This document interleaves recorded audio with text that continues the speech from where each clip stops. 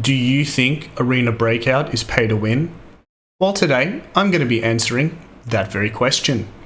What's up guys, my name is Spooky Spoon and today we are talking about Arena Breakout. The community seems really split on this one, with some people saying because somebody can just swipe a credit card and pay for it, and other people defending pay to win with their very lives. You shall not pass! Alright, but seriously, to answer this question properly, we have to look at three key things. Number one, how is the game monetized? Meaning, what can you actually buy with real life money? Number two, how does this affect player-to-player interactions? And number three, what is the solution? Okay, let's start off by looking at everything real-life money can get you. Keep in mind, I'm playing on SEA servers, so the currency will be different depending on where you're watching from. For $7.50, you get Elite for a month, giving you 150 extra storage slots and access to sell more items on the market. For $7.50, you get a reinforced case with a 2x2 storage, allowing you to secure valuable items, so even if you die, you get to keep them after the raid. For $15, you get the 2x3 one. Oh, and both these items are temporary. For like 1 cent, you can buy a chat message for some reason. And finally, the one that everyone's been talking about, you can buy in-game currency. For $150 you get 10 million, or for $7.50 you get 500k plus everything in between. So why does any of this matter and how will it affect the player interactions? Let's start off with the Elite bundle. Now, I got to trial this for a few days, and honestly, it does make life a lot easier, especially if you like to hoard your guns and kits. I went from having to manage my storage to being able to keep whatever the hell I wanted, which was nice. Also, the extra market listings lets you sell more items at once, which also helps you free up space. Honestly, it's a good quality of life change. I can see some hardcore players utilizing this to make life a lot easier. In saying that, I will literally never buy it because I don't have the time required to fill up my storage that much. This purchase will literally not affect the player-to-player interactions, but it will help people grinding get rich faster. Okay, moving on, let's talk about the reinforced briefcase. I have not had the pleasure of utilizing it yet, but I do know some hardcore fans of both the mobile and PC games who have. From all reports, it's very okay-ish. Its only real use is to guarantee you get some items out worth hundreds of thousands of coin without stressing about losing it when you die. Whilst not very useful for most normal raids, any raid that actually costs money to get into, these cases can have profound effects. Securing new items worth 200k or more can be very nice for helping your economy and minimizing losses. Now, this one does actually affect player-to-player interactions, because if you kill someone with a case, you don't get any of their juicy stuff that's inside, meaning you lose out on some of your potential hard-earned blood money. A little annoying to be sure, but you can still take the other player's kits, guns, and ammo, which in higher-end gameplay is going to be worth a lot more 99% of the time. And finally, buying Cohen. Now, I'm going to say something very controversial here, which will get me cancelled, but I don't care. It needs to be said. I think it's a good thing. Now, hold on for 1 second, just let me explain. Stop throwing stuff! While I don't at all agree with the pricing, this game is very friendly to new players, and you definitely don't need to buy Cohen to play or even to win. However, I can see someone working a full-time job who wants to play with his nerd friends who spend their whole day grinding, chucking in a couple of bucks to be able to do some high-value runs with their buddies. Of course, the flip side of this is you have addicted people throwing away their hard-earned cash for an addiction of risk versus reward. If they extract with valuable loot, then they earn it all back. If they lose, however, they can easily be down $50 or so. I'm certain you can find a balance between the two, where people aren't getting obliterated with $150 price tags just to play with their friends for a couple of rounds.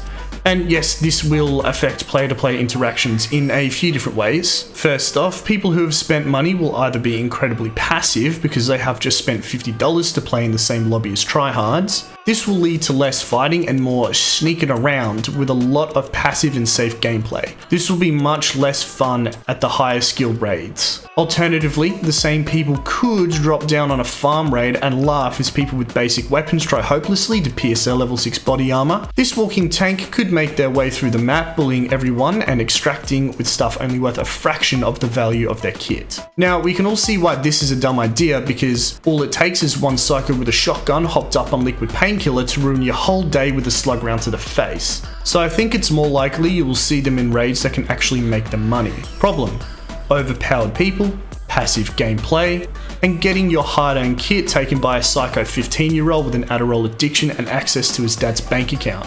It's one of the worst feelings ever. Alright, now the solution. Elite.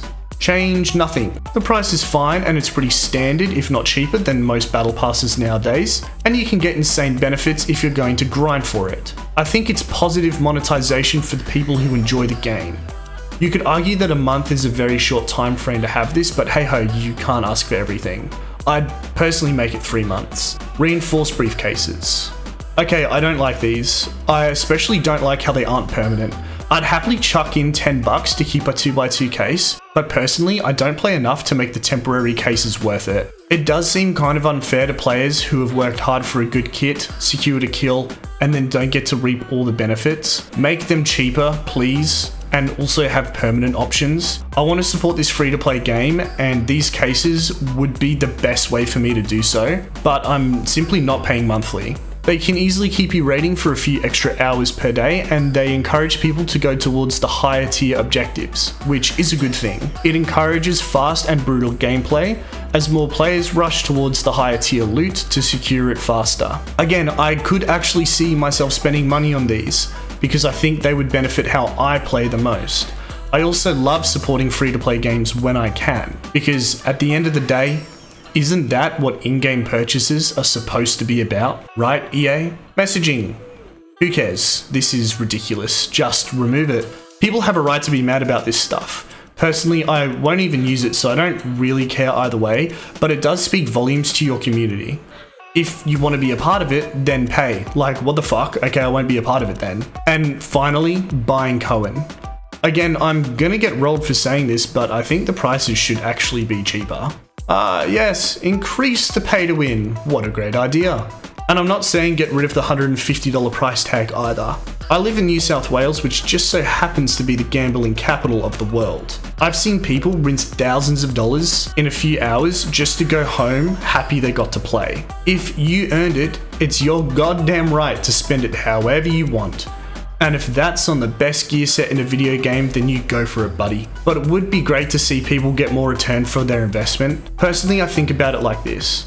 $150 and you should get 75 decent games. 500k is a solid gear set, so $150 for 32.5 mil. That's $150 for a guaranteed 75 games, and that's if you never extract. Now that's not bad. Whilst I can see potential issues with people getting rolled by stacked players, this will happen regardless of in-game purchases or not. Okay, let's answer the damn question then. Reinforced cases, pay to win? No, obviously not, but it is pay to have a large money advantage, which is frustrating. Buying Cohen, pay to win? Okay, let's break it down. Can Cohen buy you the best armor in the game?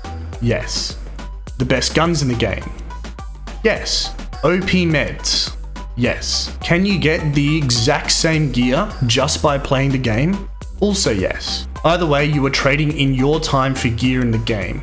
Whether you do that at work or by grinding is irrelevant. You can use whatever mental gymnastics you need to do to explain why this is wrong. In fact, I'd actually love to hear it. Please comment below and don't hold back. You can say whatever you want and your post won't get deleted. It would be great if you could also explain why you disagree with me, but I know that's asking too much from some people. The game monetization isn't perfect.